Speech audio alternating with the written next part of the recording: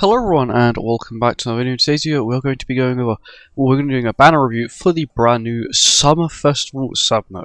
Of course, it's kind of weird, she's like a 101 sort of thing, we haven't had her before and they're immediately turning her a Summer Festival, you know, nothing suspicious there, definitely no ulterior motive, definitely not like a normal summer character costs 600 and a festival costs 900. But you know, we move on.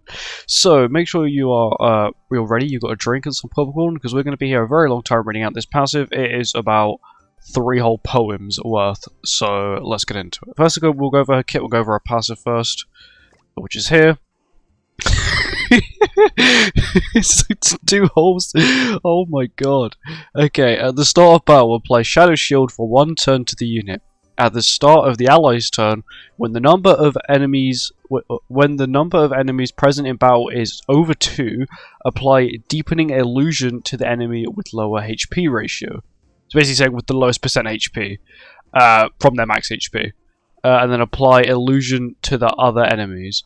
When the unit attacks the enemy with Delusion effect, removes all Deepening Illusions or Illusion, because Deepening Illusion and Illusion is different depending on the ult level you have. Applied to the enemy. Also, when the unit attacks the enemy with Dark Shadow effect, apply Remnant to the unit for every enemy damaged with Dark Shadow effect. When the unit gets max stacks of Remnant, apply Shadow Shield for 1 turn. Okay, Shadow Shield taunts the enemy, decreases unknown allies' damage taken by 20%, and then SABNAK herself gets an extra 30% damage reduction, so she gets 50% damage reduction, which is the same as Albedo's taunt. Yeah, basically she gets Albedo's taunt throughout the match instead of just turn 1, which is kind of broken. She's going to be like a Red Tamio character. I feel like they want to sort of maybe just scoot Albedo out of the meta a little bit, remove the actual normal counter and taunt. They just want to replace it with a taunt DPS like herself. Deepening Illusion, when removed, apply Deepening Mental Breakdown. I haven't read her skills. I see people use her, but I've never read her skills before. And then Illusion, when removed, apply Mental Breakdown. Okay, so when she's in a deepened illusion, her mental breakdown is worse. Okay, Deepening Mental Breakdown, minus 20% attack related stats. Of course, this is to the enemy. Effects removed when damaged by enemies at the start of the turn, and then when removed, stuns the unit for 1 turn. Okay. Mental Breakdown, minus 20% attack related stats. Effect removed when damaged by enemies at the start at the enemy's turn. When removed, seals single target skills or AoE skills for 1 turn. That's for the enemy. Remnant, critical defense, plus 20%, stacks for 3 times. So she can get 60% crit defense, which is 40% more than Arthur. Arthur gives himself 10% per little buff he has, which he can have 4 of. She can give herself 3 buffs of 20%, so it's higher. Bond. Okay, so basically Remnant. Increase the units. Oh no, this is a bond. Increase the unit with the bond's attack related stats by 13% and decrease defense related stats by 5%. Scales with ult level. So at 1/6 you get 8% attack related stats and you lose 5% defense related stats. To be honest, if you were to put that on someone like Escanor, right, would Escanor's immunity to be stat lowered mean that you just get the attack related stat boost? And he could also have a bond because it's not a grace.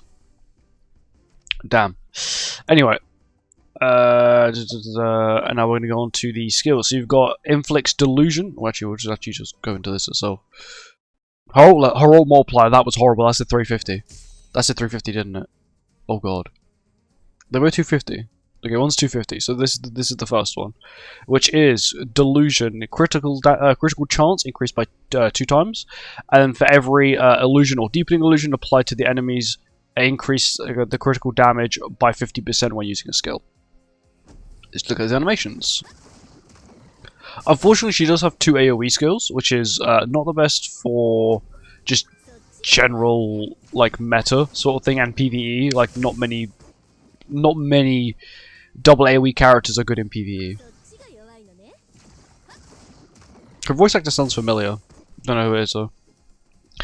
Okay, so her second skill, which is called Biting Shadow, inflicts dark shadow damage by 300% of attack to all enemies. Dark Shadow, 3 times pierce rate. When attacking an enemy with deepening mental breakdown or mental breakdown, apply an increased attack related stat by 40% when using the skill. For every dead enemy, increase damage by 20%. So she gives herself 40% attack related stats when she uses the skill. This is just the skill effect, by the way. And then for every dead enemy, she then increases the damage dealt with that skill by 20%. Okay. I see what they've sort of done. They tried to make it so this skill will do quite well against enemies, even though she's like murdered the rest of the team. Which I understand is actually quite good. So technically this is like a... You could technically say this is a single target skill as well. Like, it's an AoE, but if every dead enemy, you get the increase, as well as got pierce rate, and it gives a 40% attack related stat boost when using the skill, which is absurd. So this is sort of like their way of like Freya's ult, because Freya's ult was like, oh, it's an AoE, it has got the same multiplier, but for every enemy on the field, it does less damage. So it's sort of like that, apart from it does the opposite, it does more damage.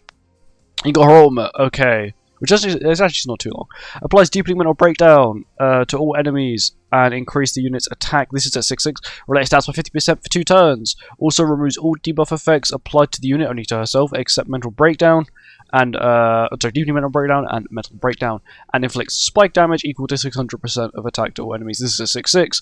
When the unit is on the battlefield, for every deepening illusion or illusion removed from the enemy, increase the unit's basic stats by 5% up to 50%. Which she has. So she can... So you're telling me she can increase her own basic stats by 50%? Holy damn. That's absurd. We'll watch her ult. But that's actually insane. 50%.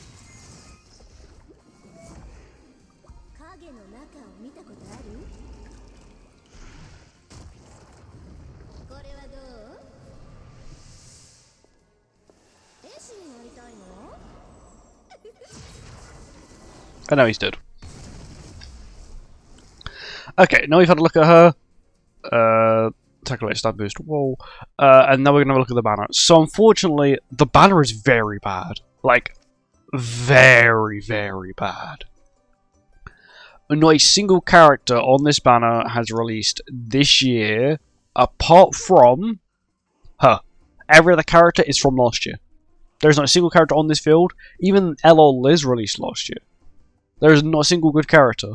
I think the latest character that released was this Roxy here. And that was at the end of last year. And still then, she's still not the best. You know, it's a very, very mediocre banner. Like, some of these characters that just shouldn't be on it.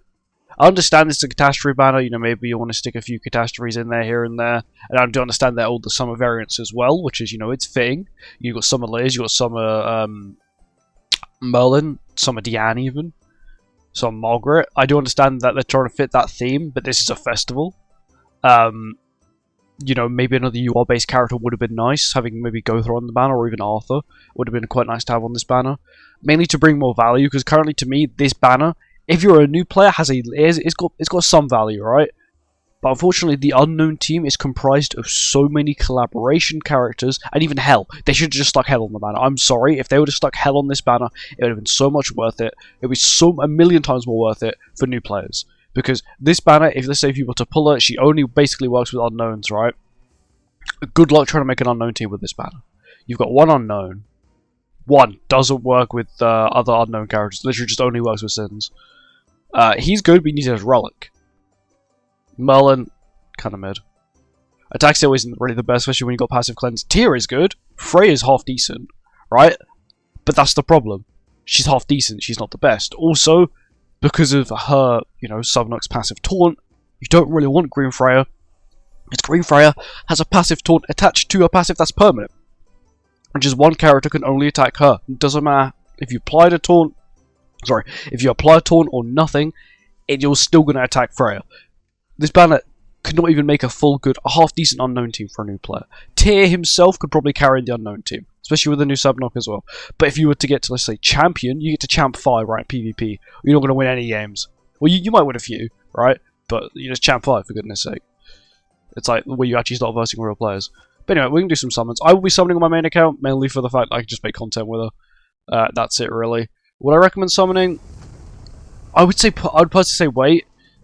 Unfortunately, Grand Cross has decided that it's now going to be a fun thing that we don't get any break months, which, you know, I understand from like a business standpoint. Yeah, you're making more money, but you're also people who are free to play are less likely going to stick with the game. If every single other banners are must summon, because that's what's basically happening. You go to collab, you go into festival, you go into festival, you go into festival, then you go into another collab.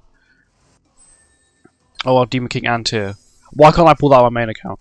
But that's just how it works. But yeah, would I recommend summoning? I'd really recommend summoning if you really badly want her. You have an unknown team that's very well built. And I would say if the next banner is quite bad, because the next banner is a festival. It's either a festival or a collab. I would say it's probably leaning closer towards a festival, unless of course they switch it around, which they could quite easily do, because they're not really stuck they're not really stuck under any time constraints. But yeah, she seems quite good on paper. Unfortunately, the double AoE skill means like she's probably not going to be good in content where. Or she might actually be quite good for the new Demonic Beast. I've not seen anyone try her on there though. I feel like she's quite a mid-festival personally.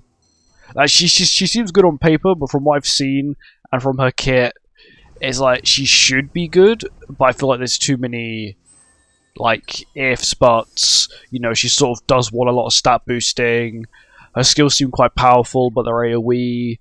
And, sometimes AoE isn't the best skill to have, especially for certain circumstances like, a Demonic Beast, for example, where it's like, you're doing the Demonic Beast, you don't want to kill one of the pillars because that's the pillar you want the Demonic Beast on. Oh, that's unfortunate. You've only got AoE skills. And that Demonic Beast in general, the characters you currently use, which is Liz, LR Glocks, and of course the Valenti, all have an AoE skill each. If you add 2 more AoE skills to the equation, you've only got 3 single target skills. And not only that, all of them have AoE ults apart from Glocks, who has a single target ult. That's just unfortunately how it is. I feel like she's got a few flaws, but she could still be quite a half decent character.